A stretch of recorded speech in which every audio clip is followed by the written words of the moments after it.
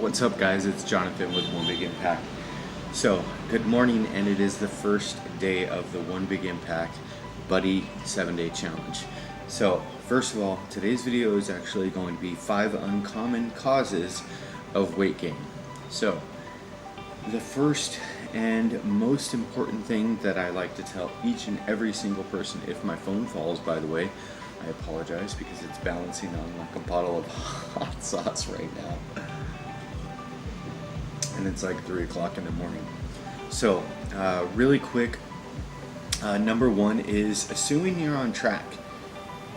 That's probably, and these are my own personal things, and the first one has to, for me, be the most important. And the reason is because a lot of people say, yeah, I'm following this regimen, or I'm following that regimen, or I'm counting my carbs, or I'm counting my calories, or what have you. And the thing that a lot of people do wrong is basically just assume that something's right, and by doing that, it can be the biggest lie to yourself that is part of healthy living. So assuming you're on track, saying, yeah, I'm counting my carbs and I'm staying this, and then if I ask you to show me your meal plan or something like that, and you're like, well, I'm just, kind of staying in my carbs or whatever, and I'm like, well, how many calories are you consuming? Because I can personally tell you what my calories are and what my carbohydrates are and what I'm eating every day, and that is conducive to attempting or working on achieving a certain goal. So if you can't tell me right off the bat exactly what you're eating or what you're doing, well, then unfortunately you're assuming you're on track, and that's probably going to be the biggest pitfall for most people. So saying you're on track and actually being on track are two totally different things. Chances are you're full of shit and it's a lie, but you're telling people or whatever, or you may have been on track at one time and following a meal plan or something like that, but now not so much. So going to McDonald's and taking off the bun off of your hamburger is not on track. If I see anybody posting those pictures again, I'm going to kick your ass. Now, number 2, medications. Medications can be a really big thing. A lot of people don't realize it, and a lot of people are not aware that antipsychotics, depression medication, blood pressure medication, anti-seizure medication, heart medication, a lot of medications, steroids, can cause weight gain. Now, it's really important that with not only this one specifically, but all of these things that I'm going to be talking about are not an excuse, okay? They're not an excuse. This is not a reason. Here's what I see a lot of the times. People say, well, I'm on lithium, or what's the other one? Whatever the medications are. And they're like, so, and by saying that and by being on that medication, then they no longer work on their meal plans and stuff like that. So if you're telling me that you're on track, but you have no clue what you're consuming every day, but you're taking medications that are causing you to gain weight, that's just a cop-out. That's a lie. That's complete fraud and BS. Okay, you're lying to yourself, because if all aspects of your healthy living lifestyle are not in check, don't blame it on medications. It's not a way of being able to say that I'm on track, it's the fault of the medication or whatever. No, it's not. And the other thing is, I'm obviously not a doctor. You don't get off medication randomly or whatever, because obviously your health concerns are more important than losing a couple pounds. In the big scheme of things, both are extremely important to me, and they should be to you. So it's important that you consult your physician and say, hey, is there an alternative medication that does the same thing that I can use, that actually under doctor monitoring or whatever, under physician care, can I change a medication, see if it works better, and is there one that has less side effects? A lot of the times also, these medications will make you retain water, not necessarily that it's fat or anything like that, but it will make you extremely bloated and filled up with water. So just as bad as carrying around extra weight, it's like the same thing. If you were to carry 100 pounds of fat, it's just like, you know, carrying a 100-pound rucksack everywhere. It's hard on your body, so keep that in mind.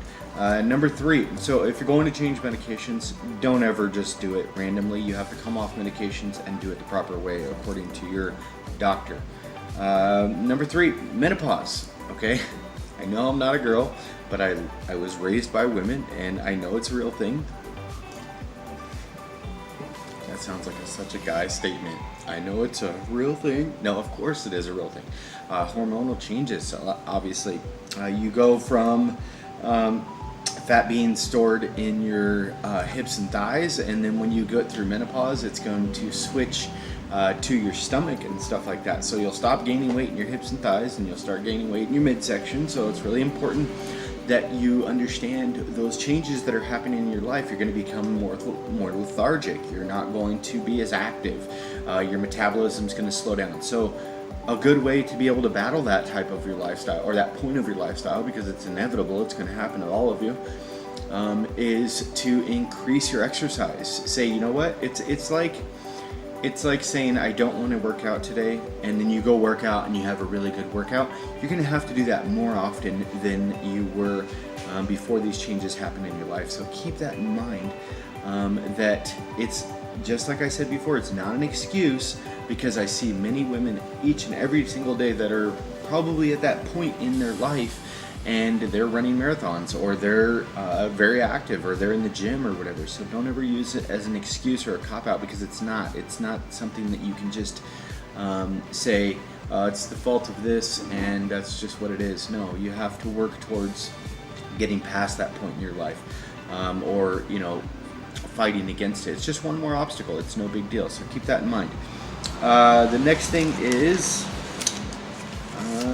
oh, and by the way, if you are going through menopause and stuff like that, some really good ways to battle them. A lot of girls don't do strength training or muscle gaining or anything like that, but if you increase your lean body mass, it's a really good way of fighting fat storage. So keep that in mind. The more muscle mass you have, the less likely your body is to be able to want to store fat. So keep that in mind. So if you haven't incorporated something like that, try that. Number 4 is low-fat foods, okay? I preach this a lot. We've been this since the 80s or 70s maybe even. We've been in this whole mindset where fat is bad, you know, and we have all these low-fat foods and stuff like that. Fat is essential, especially if you're following like a keto diet or an Atkins diet or something like that.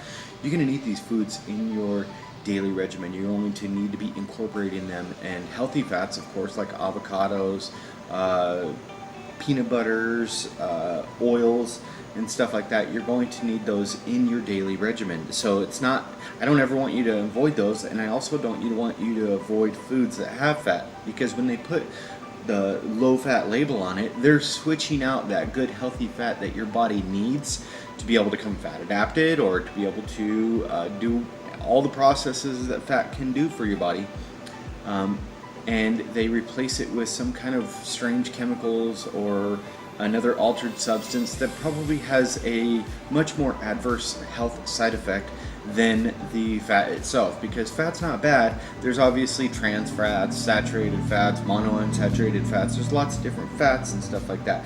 But we're not talking about the bad fats. We're not talking about French fry grease or something like that. It's not about that. It's about these good quality whole fat foods, like cream cheese and stuff. You don't go for the low fat version. You go for the full fat version. It's kind of going to hurt you. And chances are, if you read the ingredients, there's all kinds of crap in there that they've thrown in there because they have to replace the fat and then to be able to make the product still. And that makes it further away from being a whole food as it originally was in its original state. So keep that in mind. Number 5 is eating too fast. And I know I've said this 100 times, but I'm a fast eater. I'm not gonna lie. I like to eat fast. I'm just a moving person or whatever. You know what I mean? Like what does that mean? I'm a moving person. I'm a moving person. I don't know what the hell that means. But you know what I mean? Like, we're on the go as today's society is. You know, eating is not necessarily a relaxed thing or whatever. And in the same sense, eating too slow for an extended period of time can be just as damaging. You know, if you're eating straight, you know, with friends or whatever for like 2 hours, it's not healthy. You know what I mean? Like, you don't eat, you're completely staying satiated too often, too long. But the more important thing is eating too fast. And the good way of understanding what eating too fast means is basically, I'll give you an analogy.